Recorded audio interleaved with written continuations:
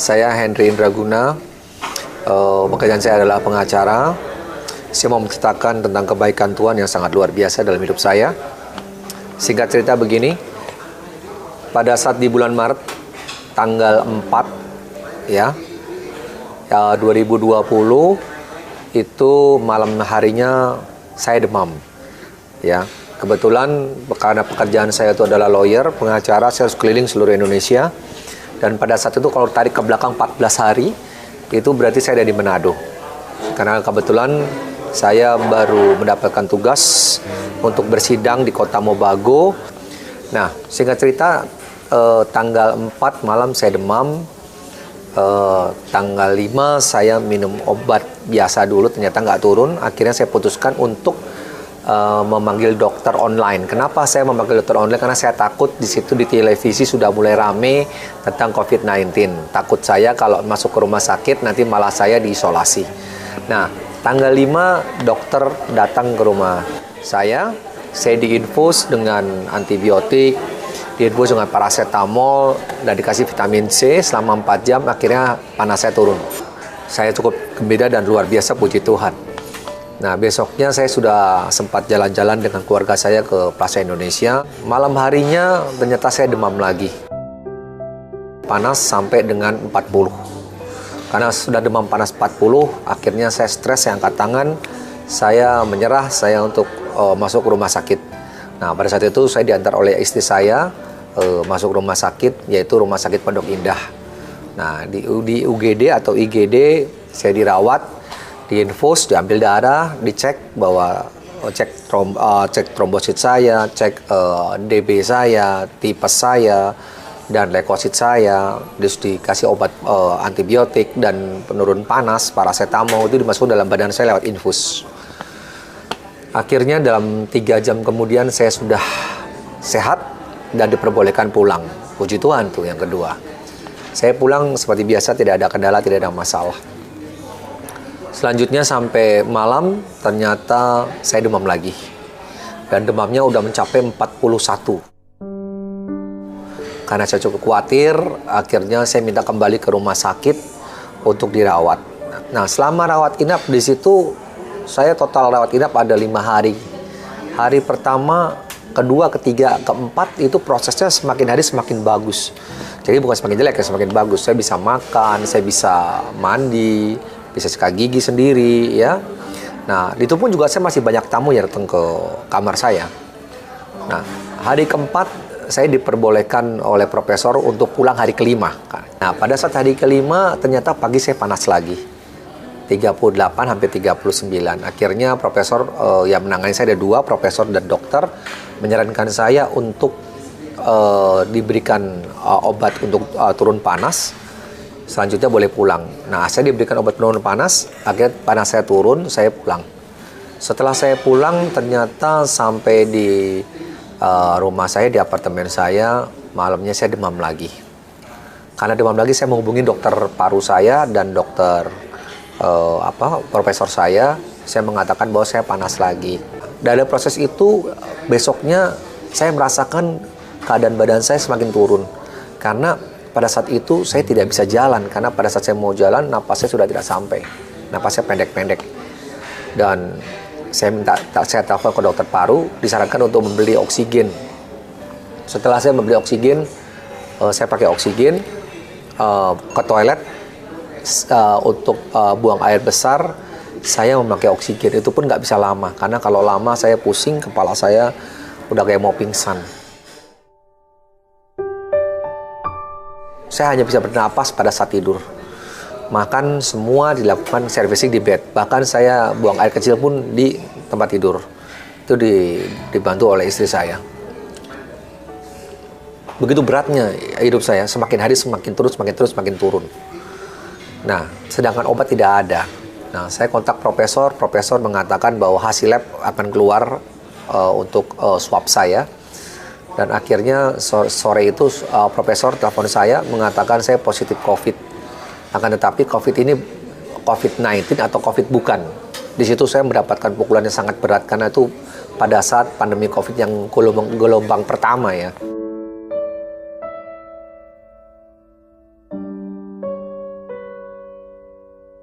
Saya cukup kaget dan stres dengan putusan itu. Serasa saya kayak ketimpa batu yang besar. Saya menanyakan apakah itu pasti profesor, itu hasil lab saya. Profesor mengatakan iya. Terus saya diminta datang ke rumah sakit. Saya mengatakan pada profesor bahwa prof, saya tidak akan bisa jalan. Saya langkah 5 aja saya nggak bisa napas. Tersengal-sengal kayak orang mau pingsan. Profesor mengatakan paksakan, tolong dipaksakan kalau bisa pakai kursi roda. Akhirnya ya sudahlah, mau bagaimana lagi.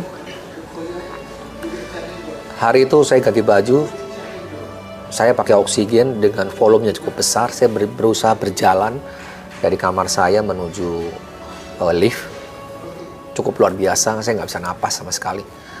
Batuk tersengal-sengal dan akhirnya saya minta berhenti di depan lift karena saya tidak sanggup jalan. Cukup berat. Batuknya nggak karu-karuan, saya nggak bisa napas. Sampai di mobil saya tiduran, bisa napas lagi. Nah, pada saat itu saya sudah diberikan rekomendasi untuk satu rumah sakit rujukan di Jakarta ini. Pada saat saya berdoa, Tuhan, apakah saya harus ke rumah sakit rujukan atau saya mendingan memilih isolasi mandiri? Saat itu Tuhan mengatakan, kamu isolasi mandiri, pulang ke Bandung. Akhirnya saya memutuskan pulang ke Bandung. Anak istri saya mengemas semua pakaian dan barang-barang. Akhirnya kami pulang ke Bandung. Di situ saya tekanan cukup berat karena yang saya takutkan anak istri saya juga kena, karena cukup dekat kan.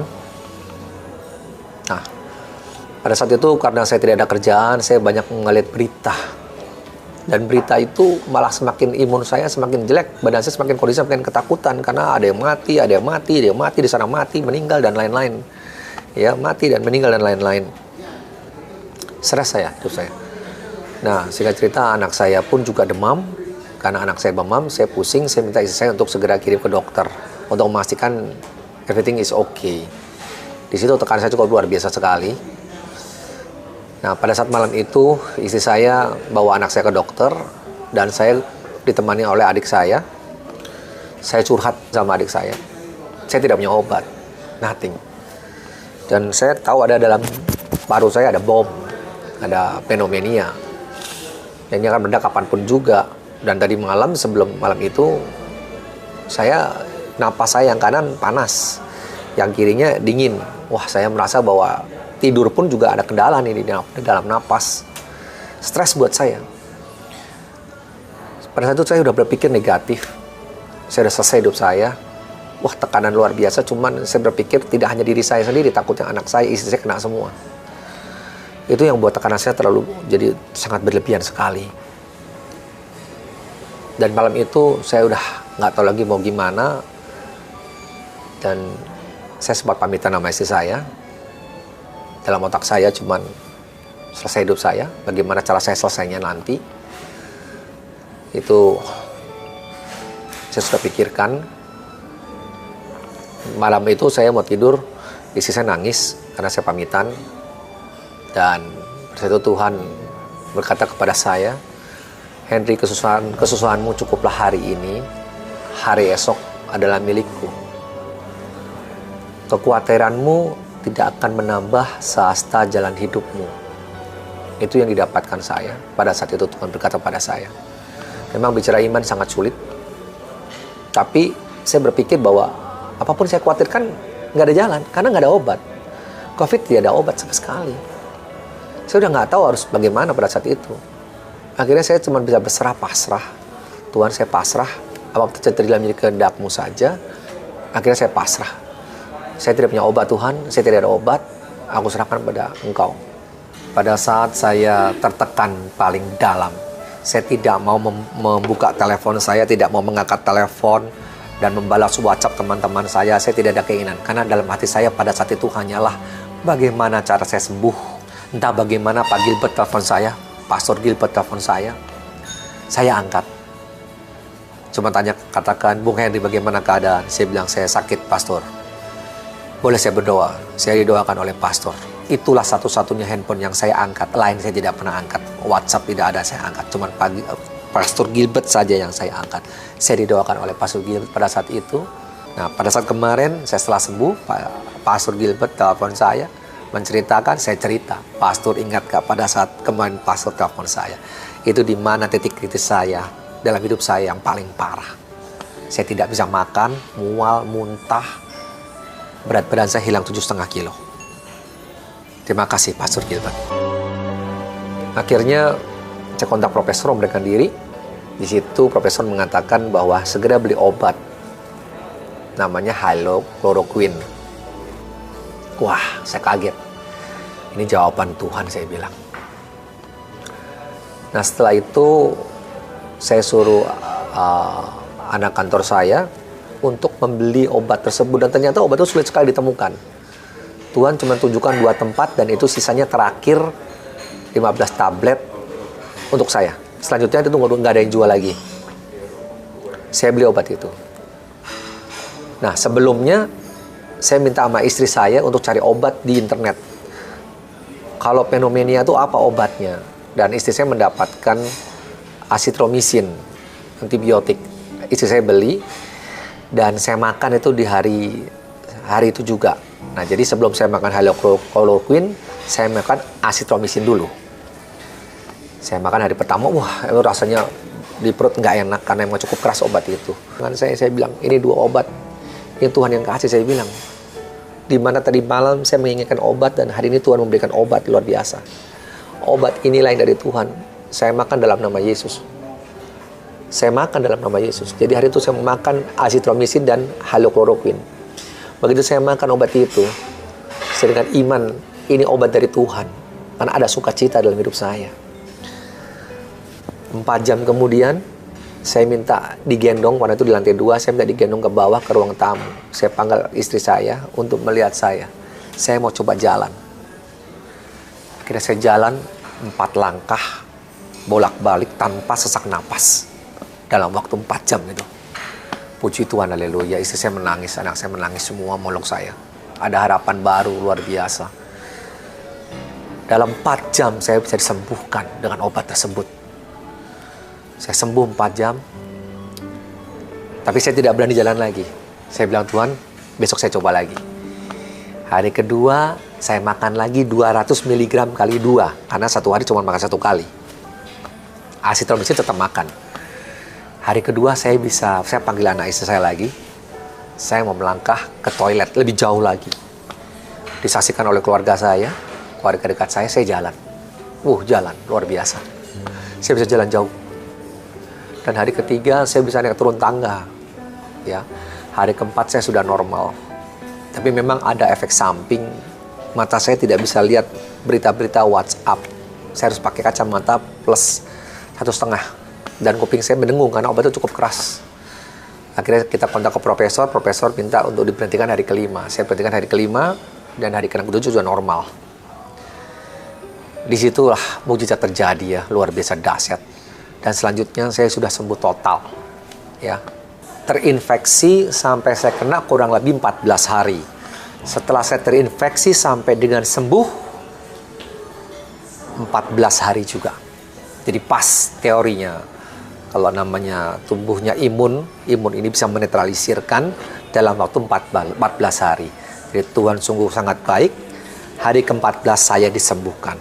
Saya langsung bisa jalan. Tuhan itu ajaib. Tuhan itu luar biasa. Memang saya sering mengalami mujizat-mujizat seperti kayak begini. Tapi ini mujizat yang paling sangat luar biasa. Karena sudah menyangkut nyawa saya. Saya diberikan second life. Hidup kedua. Saya bersyukur sekali saya bisa merasakan itu. Tuhan itu ada. Tuhan itu nyata. Banyak dalam kehidupan saya. Mujizat-mujizat itu terjadi. Kesaksian saya itu banyak sekali sebetulnya. Tapi kali ini Tuhan itu luar biasa. Malam saya membutuhkan obat. Saya berteriak. Tidak ada lagi harapan dalam hidup saya. Tapi Tuhan cukup jawab. Kesusahan hari ini cukuplah hari ini. Hari esok milikmu. Kekhawatiran, sasta kekhawatiran tidak akan menambah jalan hidupmu. Puji Tuhan. Tuhan itu sangat baik. Sangat luar biasa dalam hidup saya. Dalam nama Yesus. Terima kasih, Henry Indraguna.